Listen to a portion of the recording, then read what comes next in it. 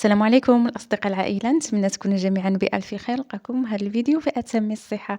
واش كتقلبوا على فطور صحي ومختلف؟ اليوم غادي نوجد لكم زبادي الشوفان المنزلي بثلاث نكهات، والأهم غني بالبروبيوتيك لتعزيز صحة الأمعاء. خليكم معايا تشوفوا الطريقة خطوة بخطوة، النتيجة النهائية غادي تعجبكم بزاف بزاف. وباش ينجح معكم هاد الياغورت أو الزبادي عفوا ديال الشوفان كيجي زوين زوين بزاف بزاف. غير تبعوا الطريقة.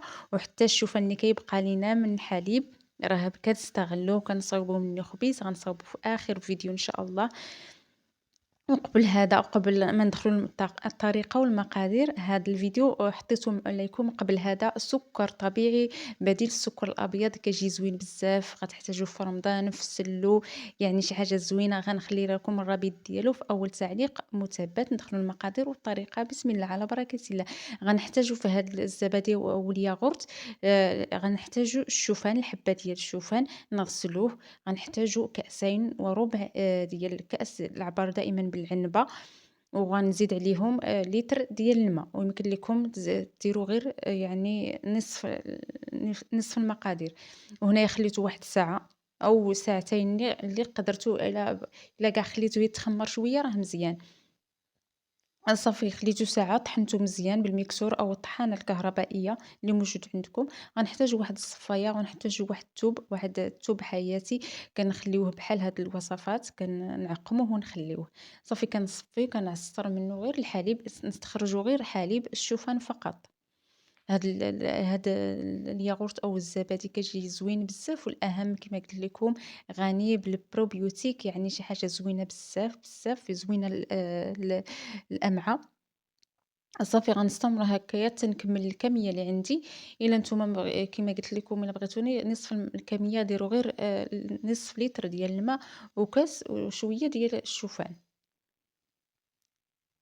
صافي ملي استخرجنا الحليب ديال الشوفان كيولي على هاد القوام كيجي ثقيل. صافي غنخويه في واحد الكاسرونة أو أي إناء عندكم. هاد الزبادي مزيان بزاف للناس اللي ما كيحتاجوش أو الياغورت اللي ما كيقدروش يشربوا أو ياكلوا الأجبان ديال زعما الحليب الحيواني.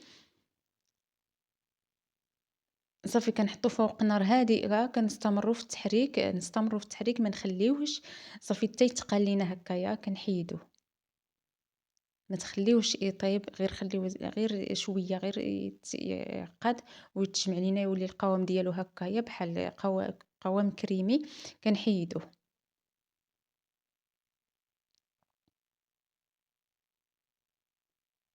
إن شاء الله جربوه وغيعجبكم. والأهم درتوه ب3 نكهات، يعني شي حاجة زوينة بزاف. جربوه غيعجبكم إن شاء الله. صافي غنصفي عاوتاني، نديرو في الصفاية باش يحيدو ديك التكتلات اللي كتكون فيه. غنستمر هكايا تنخرجو كلو من الصفاية.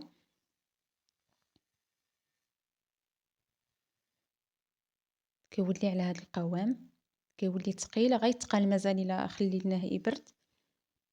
وغنزيد العسل، وهنايا لكم الاختيار، يمكن تزيدوا العسل، يمكن تزيدوا سكر ستيفيا، أي سكر نتوما كتحليو فيه اللي كتحليو به عفوا وكتفضلوه، يعني ضيفوه. أنا ضفت هنايا العسل.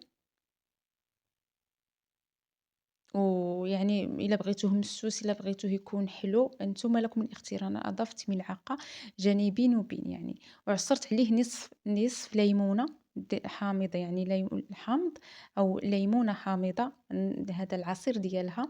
وغنزيد ليه هذا ماء ديال الجزر مخمر، يعني هاد الماء اللي فيه المادة البروبيوتيك، يعني زوينة بزاف لصحة الأمعاء. زدت ليه ملعقة فقط، ملعقة صغيرة. نتوما لكم الاختيار، يمكن لكم تزيدوا ملعقة صغيرة وتذوقوه. إلا جاكم هو هذاك صافي. والحامض الحامض ديروه أو ديروا الخل. إلا ما بغيتوش، ما عندكمش الماء المخمر، ضيفوا خل التفاح مع عصير الليمون الحامض. صافي هنايا أنا غندير نكهات، لكم الاختيار. أنا هنايا درت سيرو ديال الكركدي. إلا بغيتو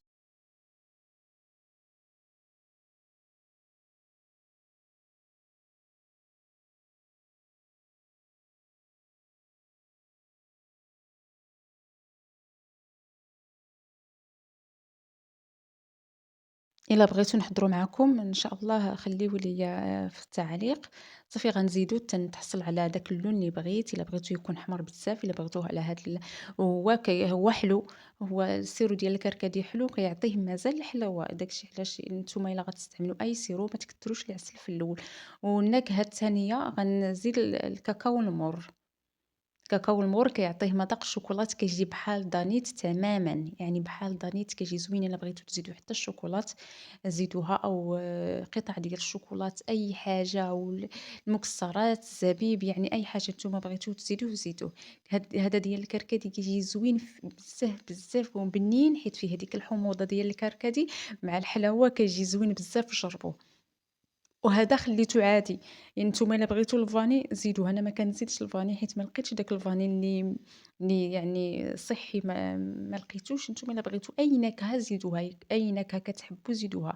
هنايا زدت شوية ديال الزبيب وشوية ديال المكسرات اللي عندكم، وزدت مازال شوية ديال السيرو على هذا باش نتوما لكم الاختيار، يعني زيدوا اللي بغيتو. هاد السيرو ديال الكركدي راه زوين، زوين بزاف، بزاف. جربوه إلا بغيتو نحضروا معاكم في القناة، نحضروا معاكم، راه كيجي بنين، بنين بزاف.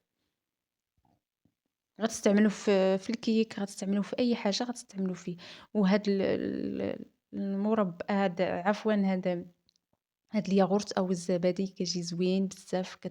غتزيدوا البنان أي الموز، وغتزيدوا التفاح، أي فاكهة عندكم غتزيدوها مع هاد الياغورت كيجي زوين بزاف. إلا عجبتكم الوصفة شارك الفيديو مع الأصدقاء والأحباب اللي كيهتموا بحال هاد إلا وصلتِ لهنايا مازال ما اشتركتِ في القناة، اشترك في القناة وخلي عليا واحد لايك وتعليق زوين بحالك، باش دائمًا نوجد لكم الجديد. هاد الياغورت جربوه راه غيعجبكم بزاف، بزاف، بزاف.